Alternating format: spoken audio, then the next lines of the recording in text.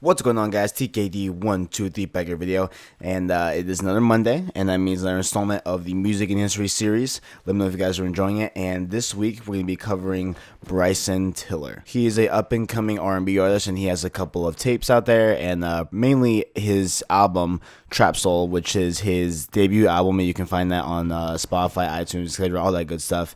And he's definitely worth checking out. We're going to dive into some facts about the young and upcoming artist right now. Drake offered him a contract with OVO Sound after hearing Trap Soul. He not only offered him a deal, he actually sent him a personal text on his phone and said that, quote, "I really want to sign you to OVO." That was his direct quote to Bryson Tiller, which is, insane in its own right? To get a direct text message from Drake, asking to be on this label, that's in itself, insane and crazy. But he has described this choice as one of the hardest things he's ever had to decide in his life, right? He, has talked a lot about that time when, Drake asked him to be on OVO and how, he had that inner conflict in there about himself, whether to do it or not.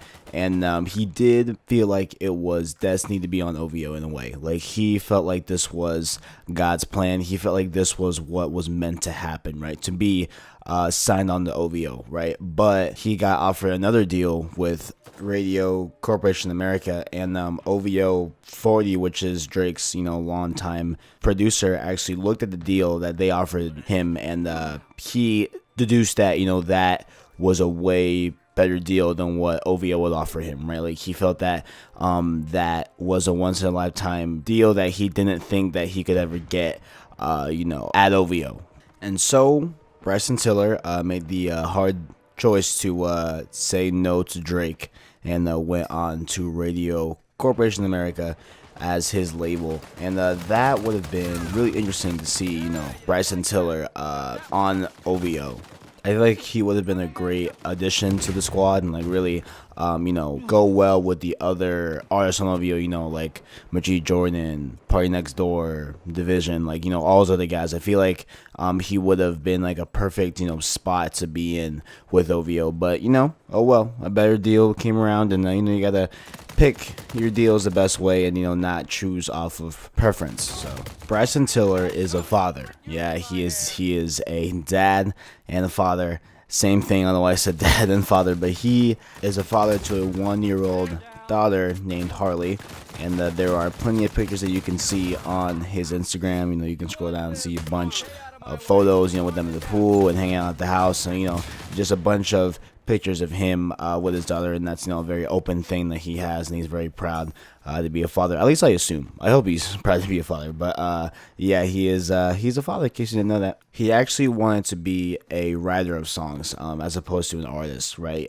He was first working towards being a writer and would write a lot, of R&B tracks and rap tracks and all that good stuff. But he eventually found his role as the artist, right, as opposed to mainly writing.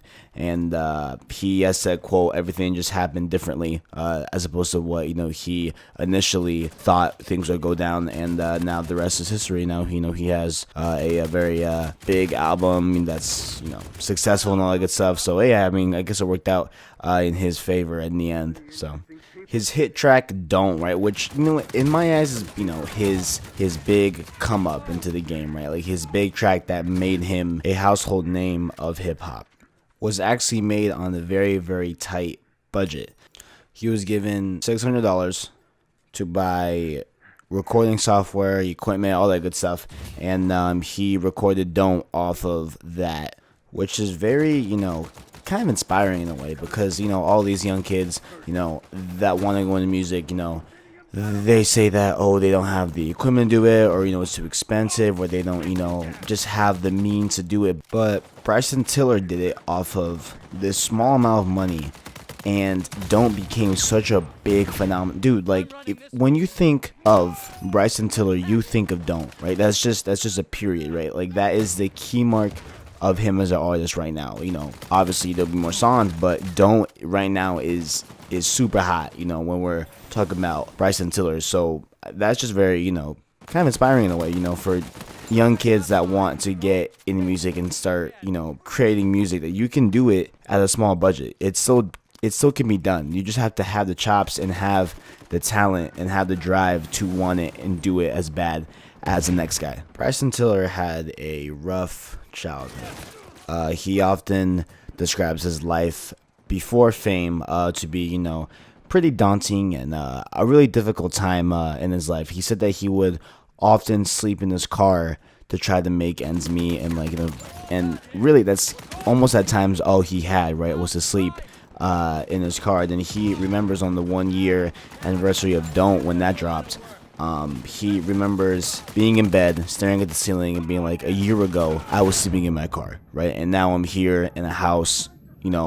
with fame, right? And that was only a year, right? And that, is also something that's very inspirational in a way, where like you can get out of whatever, rut you're in. There is always a way out. There is, it's never permanent wherever you're at that you want to change, right? And he also used to work at Papa John's, and he said that he would make music part-time in his family room, and then go to work as well on top of that. Growing up, he was raised by his grandmother alongside with his little brother, because his mom died back when he was just 4 years old.